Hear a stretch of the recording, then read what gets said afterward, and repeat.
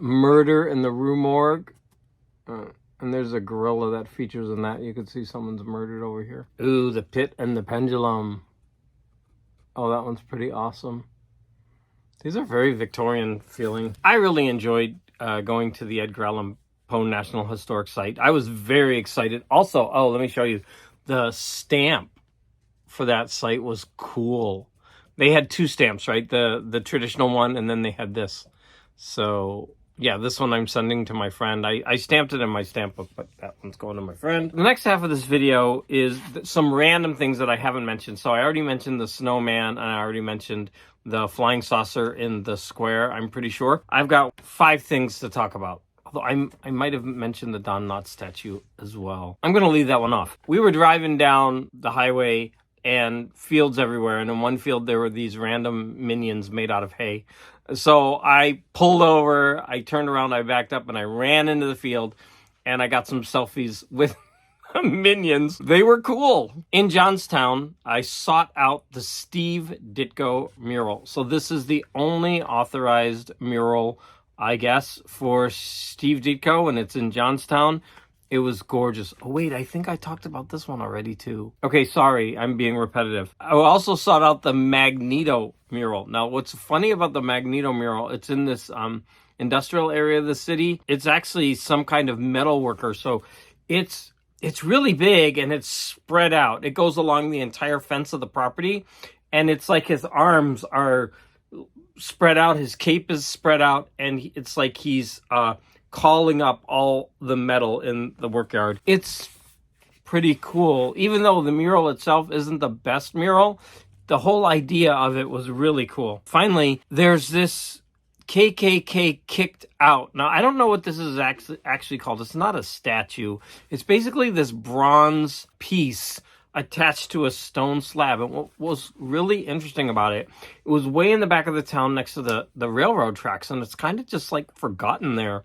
I've been to a couple art pieces like this. There was one in Los Angeles. I think it was the boyhood home of one of the Beach Boys or something. It's in Inglewood. But it also was way in the back, and it's like these art pieces that are kind of forgotten. So anyways, this is all the way back by the tracks, and you drive up to it. And it's this powerful piece where the town got together and they threw the KKK out of their town. There you have it. That is the last video of some of the stops on my travel. Now, I went to way more that I didn't show, but most of them are National Historic Sites. I had an amazing trip. It was ultimately very exhausting. Oh, I'm going to tell you, last little story, because I didn't tell this yet. So when we pulled into Philadelphia, we had been walking around at all these historic sites all day, driving all over the place. We got there at about 5:45, 6 p.m., and my friend had booked a 3-day apartment in Rittenhouse Square in Philadelphia. So that's a little bit on the outskirts of everything, but kind of right there within walking distance or easy to get around. And so when we pull up, there's nowhere to park. And so I asked my friend, I was like, hey, he's really good about this. I was like, hey, did you ask this person about parking?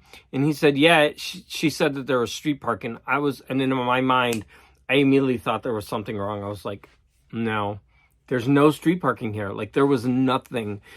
Like, we had to pull up to something that was metered, and it lasted only till 6, and then you couldn't park there overnight. I don't know. It was bad, and it was so congested. There was no parking all around that whole area.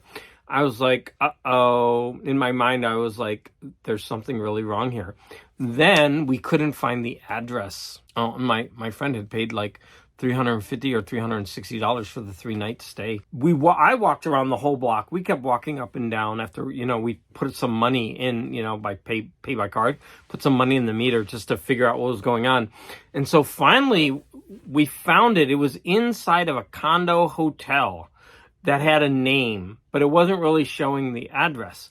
And the Airbnb, the person that he contacted who hosted the Airbnb said, oh, talk to the doorman. The person has the keys and everything. So we go up to the doorman, and the person behind the desk knows nothing about it.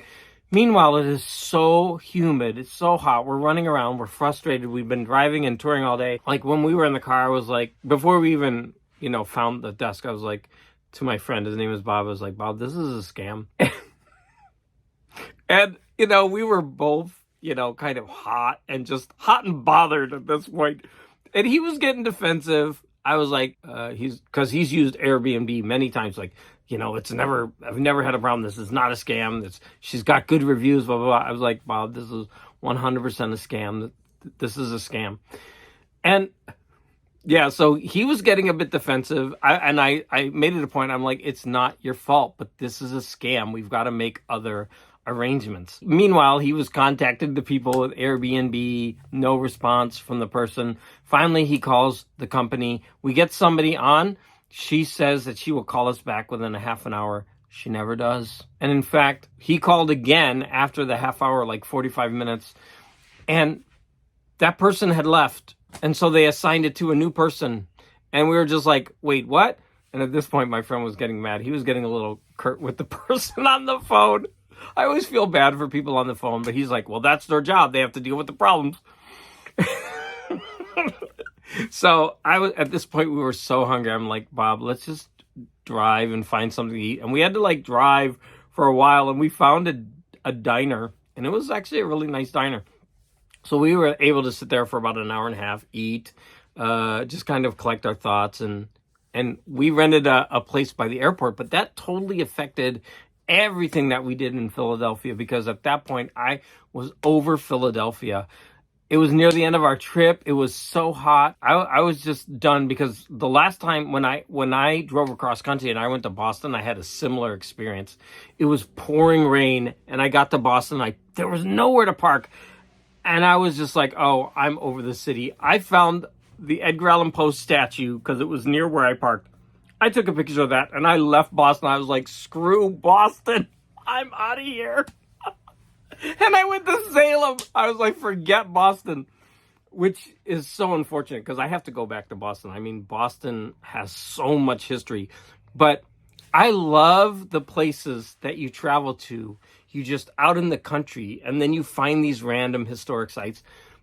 I love those things, but man, when you get into the city, it's so frustrating. My advice is, if you're going to a huge, or like a big city, you need to have a good hotel that's in the center of town.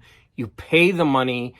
You just have to bite the bullet. You stay somewhere good, right in the middle of things.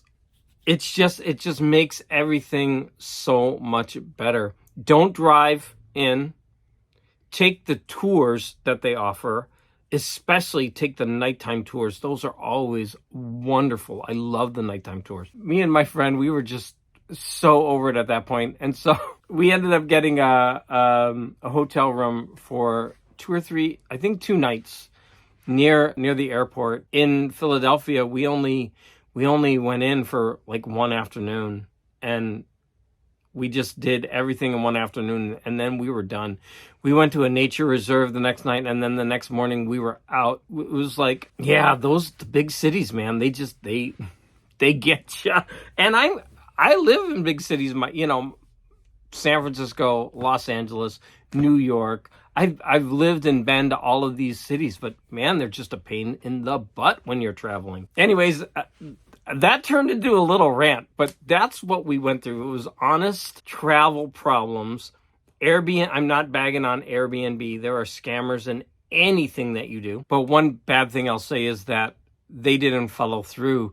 Like, imagine you have a traveler and they've been traveling all day and they want to get in their hotel room, freshen up, and then maybe we were going to take the night tour that night.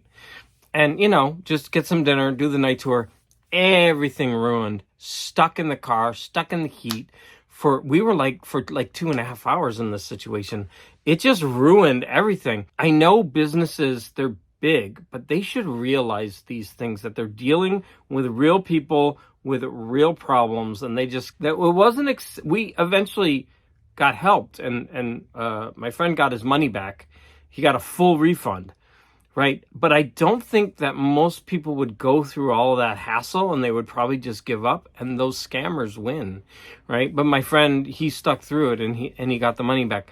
But it's so crazy, right? The person that was taking care of us just left. Like, I guess they went home and they didn't pass the case on to anyone else. And we had to start the whole process over again.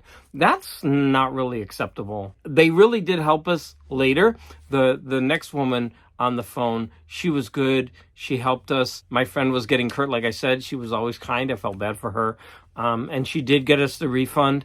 But the first woman, that wasn't okay. Okay, I've gone on long enough. And I know there's some people in here from that area, Boston, whatever. I'm not ragging on your city. Big cities, they're just like that, right? I want to thank you all for your support. Oh, have you visited any of these places?